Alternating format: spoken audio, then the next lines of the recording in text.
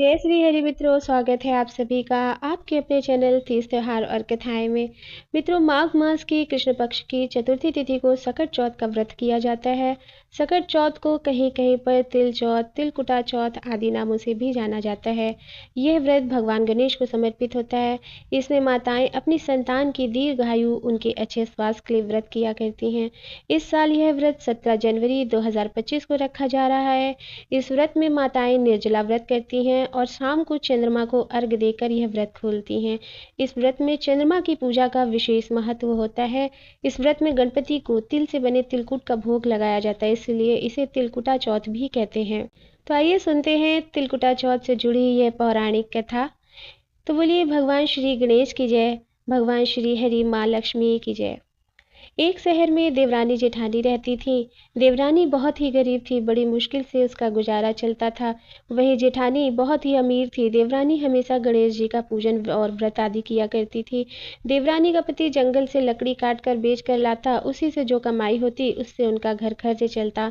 देवरानी भी घर का खर्च चलाने के लिए अपनी जेठानी के घर पर ही काम किया करती थी और शाम को जो कुछ भी बचा कुचा हुआ खाना होता था वह जेठानी उसे पारिश्रमिक स्वरूप देती थी। इस तरह उसके घर का खर्च चल रहा था।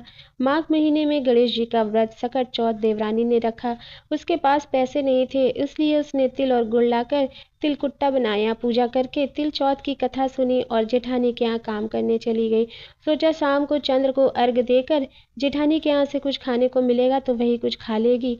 शाम को जब जेठानी के घर खाना बनाया तो उसकी जेठानी का व्रत होने के कारण सभी ने खाना खाने से मना कर दिया। अब देवरानी ने जेठानी से बोला, आप मुझे खाना दे दो जिससे मैं भी घर चली जाऊं। इस पर जेठानी ने कहा कि आज तो किसी ने भी खाना नहीं खाया, तुम्हें कैसे दे दूं? तुम सवेरे ही बचा हुआ खाना ले जाना। ऐसे में देवरानी बड़ी दुखी हुई और भूखी ही घर चली गई। बच्चे भी घर पर भूखे थे।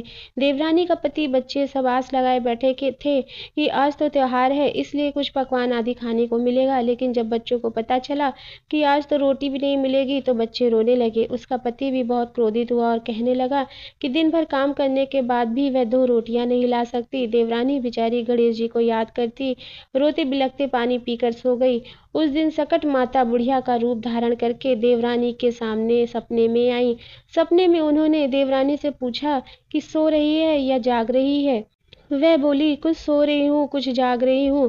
बुढ़िया माई ने कहा, भूख लगी है, खाने के लिए कुछ दे दे। इस पर देवरानी ने कहा, क्या दूँ, मेरे घर में तो अन्न का एक दाना भी नहीं है। जेठानी बचा हुआ खाना देती थी, आज वो भी नहीं मिला। पूजा का बचा हुआ तिलकुट्टा छीके में पड़ा है, वही खा लो। सकट माता ने तिलकुट्टा खाया और उसके बाद कहने लगी, निपटान आई है। इस पर देवरानी ने कहा, बुढ़िया माई बाहर कहाँ जाओगी, कोई जानवर काट लेगा। ये खाली झोपड़ी है, कहीं भी जा सकती हो, जहाँ इच्छा हो वहाँ निपट लो।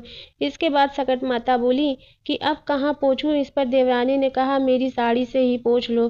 देवरानी जब सुबह उठी तो यह देखकर हैरान रह गई कि पूरा घर हीरों और मोतियों से जगमगा रहा था। उस दिन देवरानी जेठानी के यहाँ काम करने भी नहीं गई। जेठानी ने कुछ देर उसकी राह देखी, फिर बच्चों को देवरानी को बुलाने के लिए भेजा। जेठानी ने सोचा कल खाना नहीं दिया, इसीलिए शायद देवरानी बुरा मान गई होगी। बच्चे बुलाने गए। देवरानी ने कहा कि बेटा बहुत दिन तेरी माँ के यहाँ काम कर लिया। बच्चों ने घर जाकर माँ से कहा कि चाची का पूरा घर हीरे और मोतियों से जगमगा रहा है। जेठानी दौड़कर देवरानी के पास आई और पूछा कि यह सब कैसे हुआ। देवरानी ने उसके साथ जो कुछ भी स्वप्न में हुआ वह सब बताया। उसने भी वैसा ही करने की सोची। उसने भी सकट चौथ के दिन तिलकुट्टा बनाया। रात को सकट माता उसके भी सपने में आई और बोली, भूख लगी है, मैं क्या खाऊं? जेठानी ने कहा, आपके लिए छीके में तिलकुट्टा रखा है, फल और मेवे भी रखे हैं, जो चाहे खा लो। के बाद सकट माता बोली कि अब तो मुझे निपटान आई है। जेठानी बोली, मेरे इस महल में कहीं भी निपट लो। फिर उन्होंने बोला कि अब पोंछूं कहाँ? जेठानी बोली, कहीं भी पोंछ लो। सुबह जब जेठानी उठी तो घर में बदबू गंदगी के अलावा कुछ भी नहीं था। तो हे सकट माता, जैसे आपने देवरानी पर कृपा की और उस लोभी जेठानी को उसका सबक सिखाया, उसी प्रकार से आप सभी पर अपनी कृपा करना।